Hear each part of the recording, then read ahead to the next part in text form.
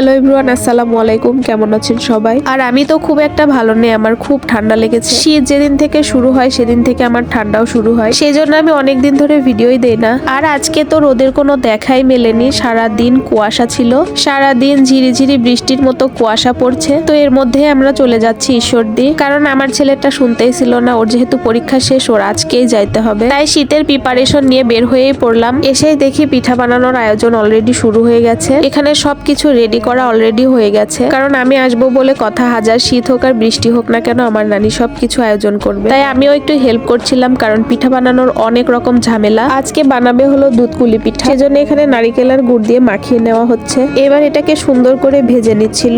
অনেক সময় নিয়ে ভাজতে হয় যেন এর কালারটাই চেঞ্জ হয়ে যায়। এটা অনেকে চিনি দিয়েও করে, কিন্তু আমার মনে হয় শীতের সময় গুড় দিয়ে খেতে বেশি ভালো লাগে। এইবার হচ্ছে রুটি বেলার পালা। এগুলো কেউ কেউ হাতে তৈরি করে, আমরা গ্লাস দিয়ে কেটে নিচ্ছিলাম, কারণ হাতে তৈরি করতে সবাই পারে না। অনেকে আবার মেশিন দিয়েও তৈরি করে, আর এরকম গ্লাস দিয়ে কাটতে বেশ ভালোই লাগে। আমার ছেলেও বায়না ধরছিল যে সে কাটবে, সেজন্য আমি হাত দিয়ে ধরে কাটাই দিচ্ছিলাম, আমি কেটে দিচ্ছিলাম, আর আমার মামি মুখ মারতেছিল। এভাবে সবাই মিলে কাজ করলে কিন্তু খুব দ্রুতই কাজ হয়ে যায়, আর সেটা করতেও ভালো লাগে। আর দেখতে দেখতে এখানে অনেকগুলো বানানো হয়ে গেছে, এগুলো এখন ভেজে নিবে। অনেক জায়গায় এগুলো দুধে দিয়ে সিদ্ধ করে, কিন্তু আমাদের এদিকে এগুলো ভেজে নিয়ে তারপরে ভেজায়। আর এটা যেদিককার যা নিয়ম। তারপরে একটু পরে এসে দেখি সবগুলো ভাজা কমপ্লিট। এখন এগুলো সবগুলো রসে ভিজিয়ে দিবে। এই পিঠা শুকনা খেতেও ভালো লাগে আর রসে ভিজিয়ে খেতেও ভালো লাগে। তাই আমরা ভাই বোনেরা মিলে কয়েকজন শুকনা খাবোর জন্য ভাগাভাগি করছিলাম। তারপরে বাইরে গিয়ে দেখি তখনও রোদ উঠে নাই, কিন্তু বাচ্চারা মাঠের মধ্যে অনেক এনজয় করছিল। আমাদের ওখানে ছেলে পেলে নেই, জন্য আমার ছেলেটা সবসময় একাই থাকে, তাই তাকে নিয়ে একটু মাঠে আসলাম খেলা করানোর জন্য।